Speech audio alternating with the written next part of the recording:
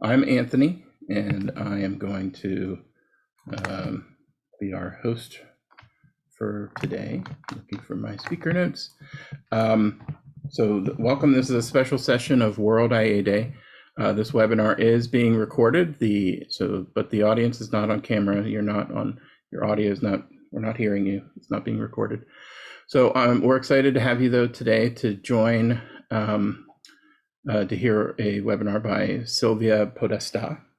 And World Information Architecture Day is a one-day annual celebration of information architecture, hosted by the Information Architecture Institute and many locations like Pittsburgh across the globe. World IA Day Pittsburgh event is one of those local events. And in addition to celebrating tomorrow with the entire world, this year we've presented sessions like this, a couple extras. And so our event is run by a team of volunteers funded by our sponsors and our ticket sales. So we want to thank you for being part of our event. And I would like to thank our sponsors, the bronze level sponsors, Shift Collaborative and Trailblaze Creative. And here's our longer list of friend sponsors.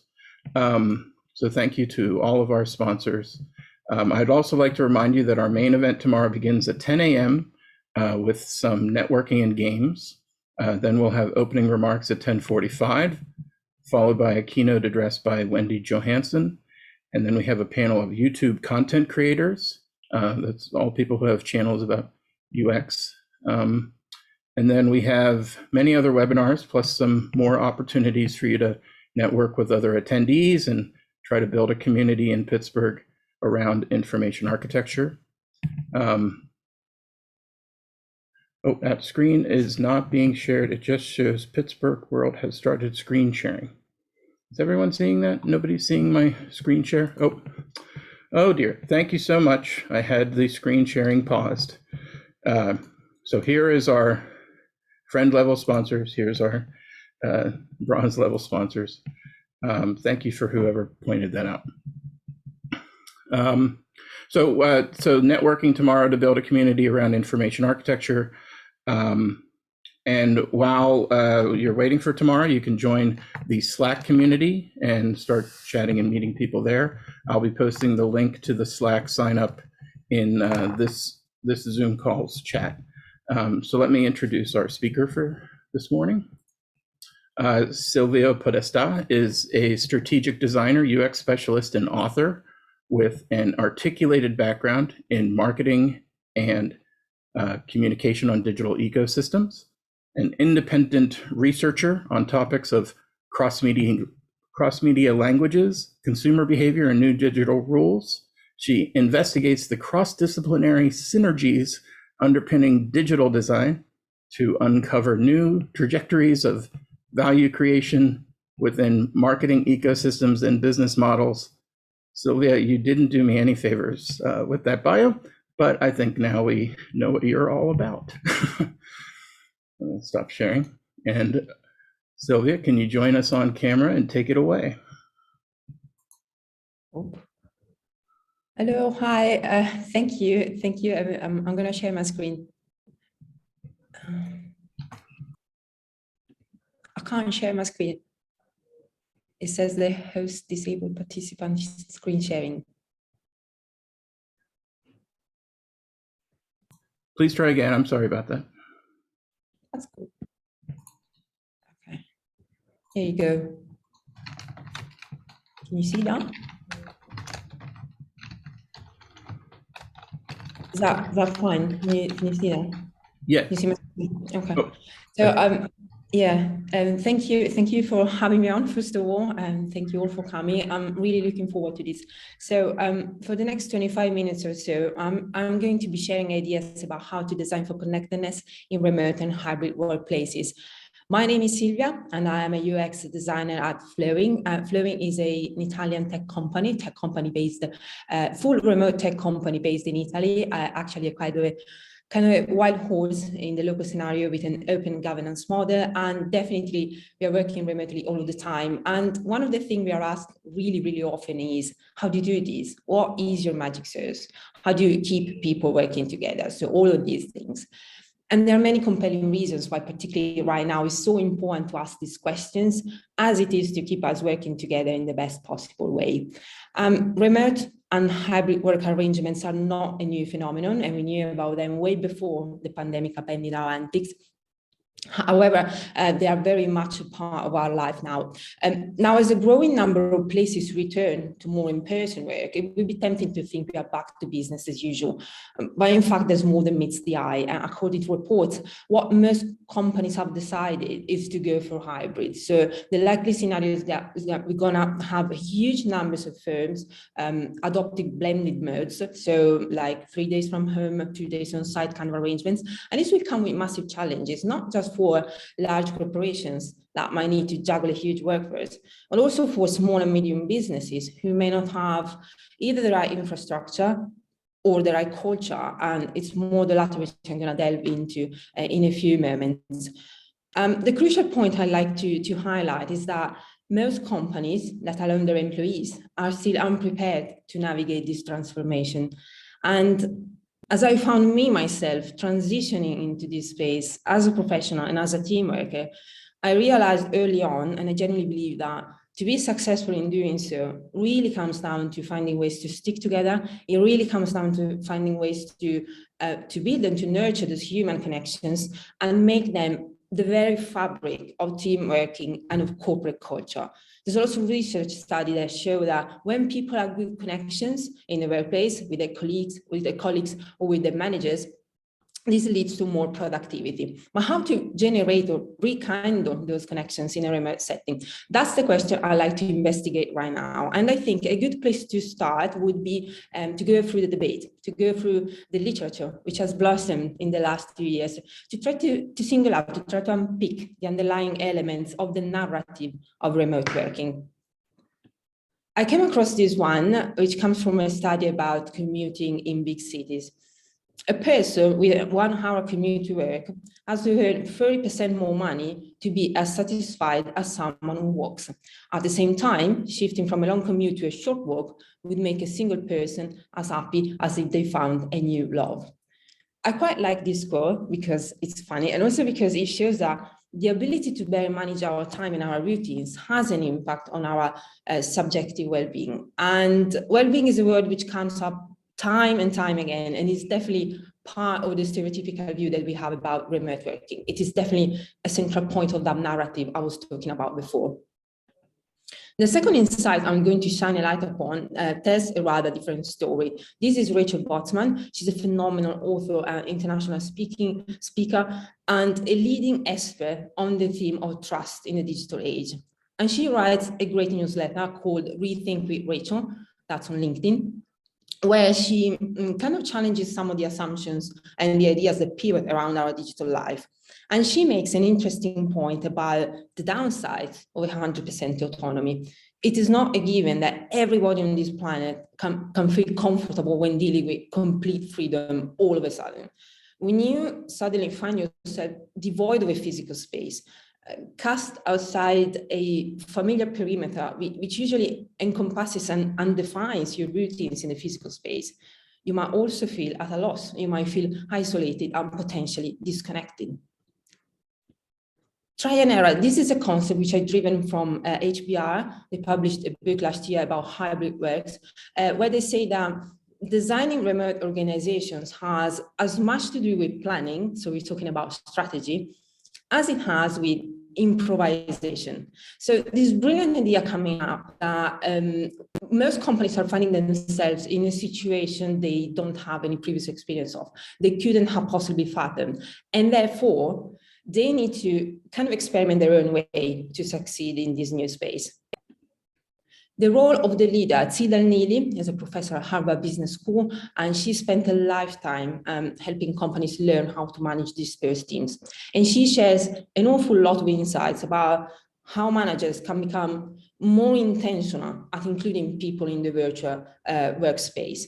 avoiding creating inequalities. One of the biggest threats of remote working, as reported by remote workers themselves, is what is called proximity bias, whereby people who happen to attend the physical space more often, people who happen to get seen more often, particularly by senior leaders and senior managers, they seem more likely to raise their profile or get tapped for relevant job opportunities or career opportunities. Actually, there is evidence about that. Some research studies say that's the case. The more time you spend at home, the less likely you are to advance in your career. Some other research studies say exactly the opposite. So there's conflicting evidence, which might suggest that at the end of the day, it really comes down to each leadership style and to each leadership commitment to make sure that they are creating an environment where people and their staff feel they do have equal opportunities and they do have equal access to information, knowledge, and moments of quality connections with their managers, which are vital if you want to grow professionally. Co-located teams are fortunate enough to enjoy in-person interactions, which help boost team bonding and trust. Remote teams, on the other hand, must work extra hard to develop those connections and that same level of trust. Why is it so important to speak about trust when we are talking about remote working? Well, because trust, connections, and company performance sort of relate to each other. And there are two kinds of trust as defined by social psychologists. Cognitive trust, which takes place in your head, and it's based on the confidence you might feel for another person's ability or competence. While affective trust kind of stems from the heart. It stems from feelings of empathy and of emotional closeness to other people. Of course, affective trust is much harder to come by in a remote setting due to the lack of personal interactions. And this is not something that should be underestimated in the long run. The Power of Meaning, and this is a beautiful book by Emily Eshfazani-Smith. It's a great study about how people find fulfillment. And the author traces a distinction between meaning and happiness. Happiness is a quite elusive concept. And you can frame it in two ways. And I'm quoting here Natalina Hai, who's a great expert in consumer behavior. One kind of happiness is the kind of short-term, pleasure-seeking, pain-avoiding, hedonistic kind of happiness. The one which is more related to that spike of dopamine or the sensory pleasure that we get after a particularly enjoyable experience. But there's another aspect of happiness, which is more what in ancient Greece was called eudaimonia, which was a concept more about our idea of seeking purpose, seeking our place in the world, try to express ourselves and our identities. And it's closer to the idea we might have of a life well spent and worth living. And the author of this book says that the job we do, is one of the 4 pillars which contributes the most to define particularly the second type of happiness, which is incidentally the one that brings more fulfillment to our life. And this is supported by another study which I found. This is by McKinsey, and they found that 70% of employees in the United States say that the sense of purpose is defined by the job they do. And more crucially, people who are able to live the purpose at work are also seem to be more productive than people who don't. And they're also healthier, they're more resilient, they're more likely to stay at the company. You probably read or know this book already. This is Reed Hastings, the CEO of Netflix. He wrote a memoir with Erin Meyer, who's a professor in Seattle Business School, about the Netflix way, that set of unconventional, at times controversial business practices at Netflix, at the company. And one concept which strikes me quite a lot is that of radical transparency. I'm not sure everybody will agree on this. This is a passage from the book. To instigate a culture of transparency, open up the books to your employees, teach them how to read the P&L, share sensitive financial and strategic information with everyone in the company. Although this is not specifically a book about remote working, it is indeed a book about managing teams and about connecting people to the bigger purpose of the organization and to foster the sense of belonging, the sense of accountability towards the organization.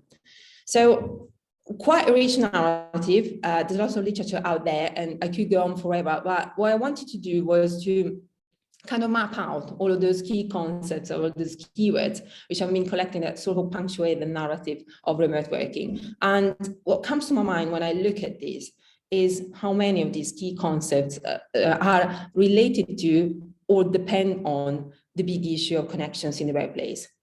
And also what strikes me is that many of these words have a slightly negative connotation when they're not downright bleak. And so I would argue that the main challenge for companies in the near future would be to rewrite or to turn these words in more positive terms. As I said before, connections make up a great deal of productivity in the workplace, and I'm just going to put some figures behind this claim. This come from a poll which studied 4,000 knowledge workers in 4 different countries, and they found out that among those employees whose companies did foster a connected culture, 34% said they were more productive working from home. By contrast, among those whose companies did not foster a connected culture, only 15% said they were more productive working from home. So definitely improving connections in the workplace seem to have an impact on the bottom line. And therefore, it is something you should put a conscious effort on. It is something that should be purpose-driven and should be managed. We can't leave it to chance because the stakes are high, and it will increasingly come down to how we design our way into hybrid and remote working. And the question, of course, should be how? What is it that we should do? When I was going through all the references and the use cases and the examples that I presented you before, there were particularly 3 things that experts were pointing to that kind of stood out to me. First of all, there is no one journey. There is no one cookie cutter approach that you can just copy and paste from one organization to another. Secondly, remote working is downright messy. And lastly, perhaps the best way for companies to venture in this new territory would be to embrace a try and error process, because there is no preset framework. There is no a preset paradigm we can default to. We are still in the process of building that. And so to a closer look, these 3 components make up a situation which is highly familiar. As designers, as UX service designers, as information architects, we are used to deal with messiness and complexity. We also know that each user journey is unique and that you usually have to cater for different users' needs. And by nature, we are trained at handling try and error. We are trained at making hypotheses, testing, validating them in an iterative fashion. And so I began asking myself, can we bring the principles of information architecture into the design of remote working? Is there anything that we can take from our skill set and that we can use to facilitate a connected culture in a remote setting? When we look at what information architecture is all about, chopping all the nuances, it is about creating structures and addressing users' needs, namely users' information needs. Now take that metaphor into the workplace, and you've got different types of needs you need to cater for. And namely, you have to pursue a work-life balance, you have the need to grow professionally, you have a deep need to see the meaning of what you do. Designing for a connected organization in a remote setting means to actively researching into these needs and find a way to accommodate them needs into some sort of structure. But this calls for more than just flexible schedules being given to your employees. What really makes the difference is the structure itself you build and the scaffold, the system that you build around these needs. A structure which is made of rituals and processes, activities, values that you design around each individual employee, each team, and the whole organization, and kind of connect these 3 levels together. And let's turn our attention to rituals now. Rituals are just a more feel-good activities or one-off events. Rituals are the glue that holds team and corporate cultures together in times of uncertainty and change. Rituals are symbolic shared experiences that strengthen connections, communication, and a sense of belonging. Through repetition, because they have to be repeatable, they help reinforce desired beliefs and behaviors. So rituals have the power to bring people together because they provide that scaffold, that system around what people do and that meaning around what people do. At Flowey, as I suppose in many other companies, most of our rituals revolve around Slack, and Slack is a perfect space because it allows you to kind of replicate the micro interactions, which are so commonplace in a physical setting and which so badly contribute to creating trust, particularly the affective kind of trust I was talking about before. And rituals can be just about sharing experiences. It could be anything like having virtual coffees, playing virtual games, or going out for a remote walk. This was a nice initiative by some colleagues that would go out at the same hour of the day. Very important to be specific about the rituals you do and to choose the right time to do that in order to make it together with other people at once. So they will go out for a walk and post pictures on the channel and huddle each other along the way. So it could be just as simple as that. When I look, I've been noticing that the rhetoric of hybrid and remote work tends to place a lot of emphasis on making space for the social connection, which is all very well. And we got an inconceivable number of resources at our fingertips that help us do so. You probably recognize in the picture Donut, which is a Slack plugin that allows people who don't know each other very well to connect. And the plugin is encouraging people to reach out to their colleagues on Slack. But I would argue that creating a connected culture in the workplace is much more than that. It is much more than us meeting on Zoom or on Slack. It is especially what happens in between those meetings. And it comes down to a culture where people are able to speak up without being afraid of getting any kind of pushback. It comes down to a culture where people can feel they're free to give their contribution. They know they're in the know about where the organization is heading to, and they can also take part to decision making, at least to some extent.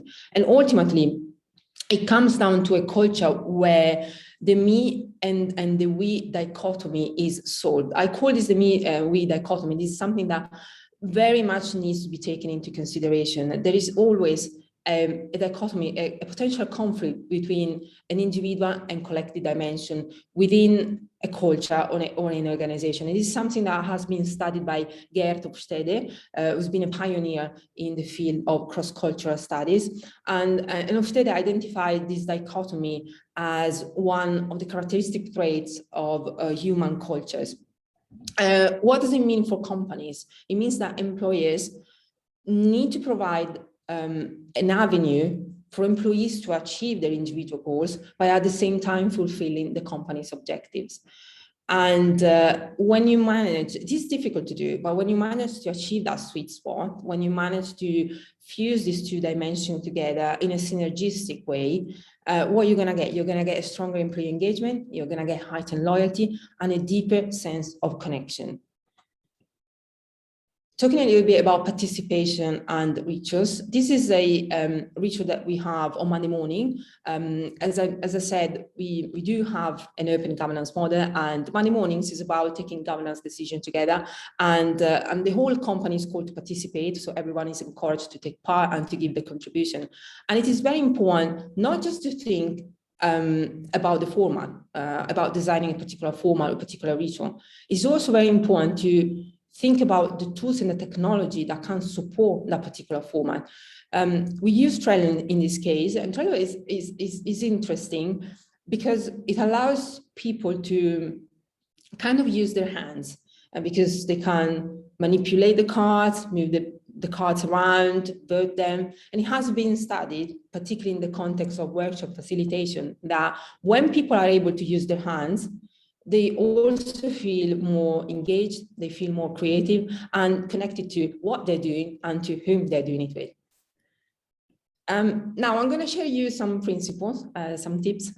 These are more for the design of remote organizations. These are more for leaders, so team leaders or company leaders. And I'm going to refer from now on to this article, the 8 Principles of Information Architecture, because the things in here just feel so appropriate to the topic of remote working. The first principle is the employee principle, and this draws from the object principle, whereby on an information system, we tend to look at content as living, breathing objects. And we shouldn't forget of thinking of employee this way, because each person has a life cycle, they got attributes, they got behaviors, which sometimes are really difficult to decipher. So it's really important that leaders practice active listening. When leaders are able to listen in a focused, attentive, and systematic ways, they can pick up an early sign of disconnection and head off potential crisis. So do practice empathy and not just pay lip service to it. The choice principle, the paradox of choice states that the greater the number of options, the greater the cognitive load, and the more difficult it is for people to make decisions. I'd like to build a little bit on that by saying that too much freedom can be great, but can also be a great deal to handle.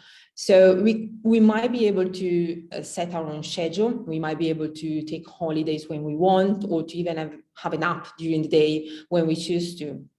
But we shouldn't forget that we should always make space for the social and communal rituals I was talking about before. So the virtual coffees, the games, the remote walks, because although they actually take away a little bit of your freedom, they also provide you with a framework, with a sort of routine that in the end helps you be more productive and make the best use of your time.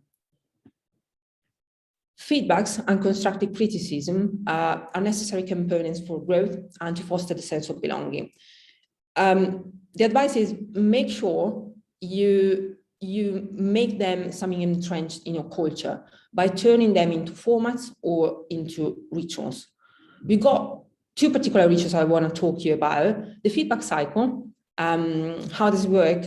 We write, each employee in my company needs to write a presentation at the beginning of the year where we have to state our strengths, weaknesses, where are we now, where we're gonna go, what we want to improve. It might be anything. It may be like I want to improve in some technical skill rather than my leadership style.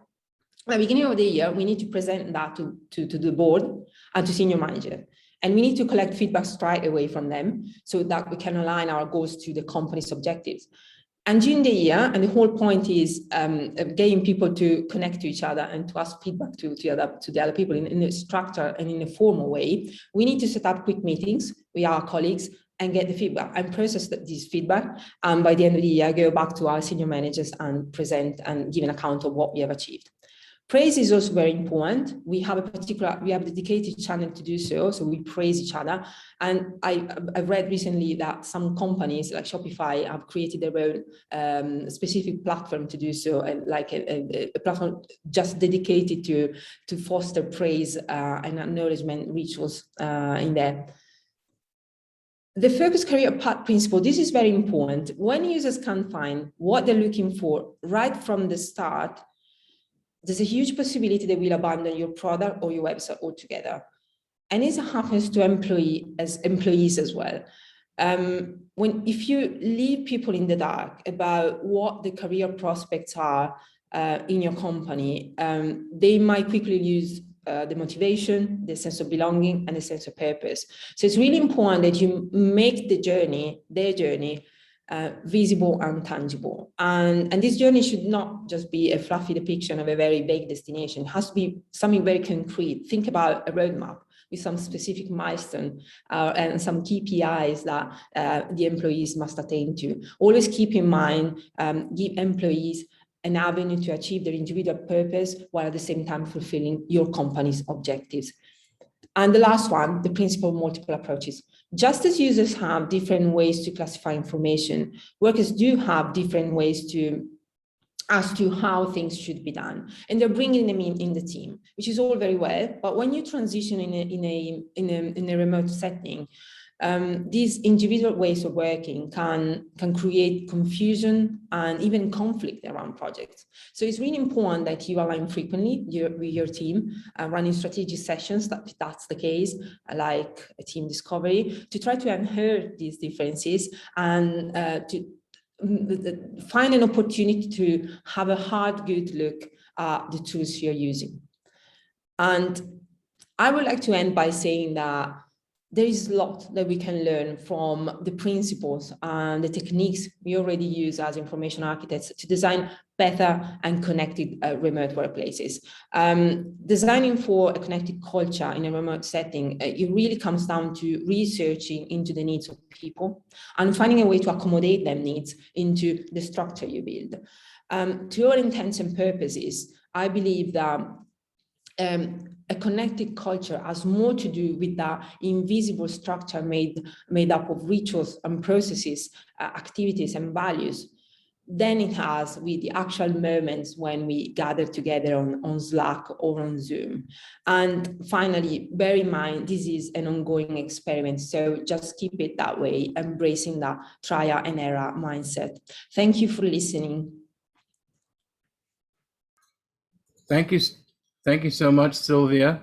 I really enjoyed that. I want everybody to know that if you have questions for Silvia, which I'm sure that you do, because that was such a thoughtful presentation, that we will have time at the end of the next session where you can ask her some questions. Is that right, Silvia? You can stick around? Yeah, sure. That would be wonderful. Yeah. Thank you. So just to give plenty of time for that, I'm going to end this meeting, and everybody go ahead over to the next one that's in your ticket.